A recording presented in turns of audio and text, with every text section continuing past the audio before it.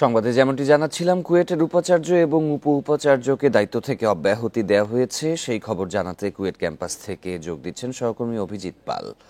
অভিজিৎ, ক্যাম্পাসের বর্তমান অবস্থা কেমন দেখা যাচ্ছে? প্রাণ চাঞ্চল্য ফিরেছে কি? বান্ডেল থাকলে প্রতি সেনমানিতে টাকা বাঁচবে। বিকাশ সেনমানি বান্ডেল কিনে জিতুন প্রতি লেনদেনে।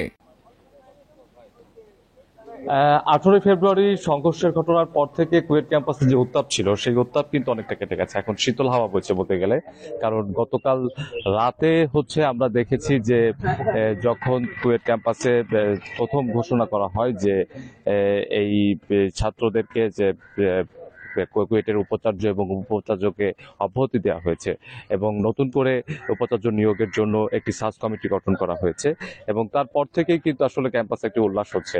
আমি যদি আপনাকে একটু দেখানোর চেষ্টা করি যে কুয়েট ক্যাম্পাসের যে দুর্বার বাংলা রয়েছে, সেই দুর্বার বাংলাতে যারা ছাত্ররা রয়েছেন, এই আন্দোলনে যারা অনশনরত অবস্থায় ছিলেন, তারা এখন আসলে অনেকটা উল্লাস করছেন এবং জাতীয় পতাকা হাতে নিয়ে এবং তারা এই উল্লাসগুলো করছেন। তারা আমরা কিছুক্ষণ আগে তাদের সঙ্গে আমরা কথা বলেছি, তারা বলছে যে গতকাল গভীর রাতে আসলে আপনার দুপুর রাত 2টার দিকে আসলে বিশ্ববিদ্যালয় মঞ্জুরি কমিশনের যে তদন্ত কমিটি ছিল সেই তদন্ত কমিটির সদস্যরা তাদের কাছে আসেন এবং তারা শিক্ষা মন্ত্রণালয়ের যে বিজ্ঞপ্তি সেই বিজ্ঞপ্তিটি জানান এবং সেই বিজ্ঞপ্তিটি জানানোর পরেই তারা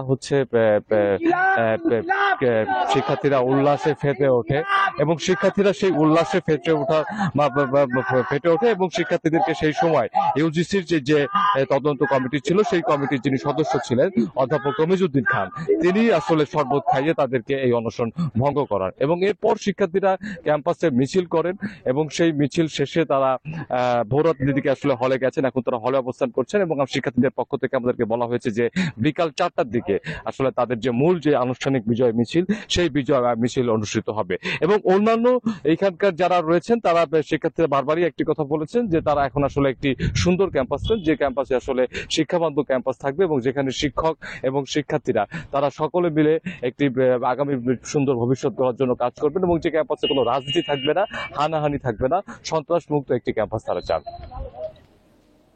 কুয়েট ক্যাম্পাসের বর্তমান পরিস্থিতির খবর জানাচ্ছিলেন সহকর্মী অভিজিৎ পাল।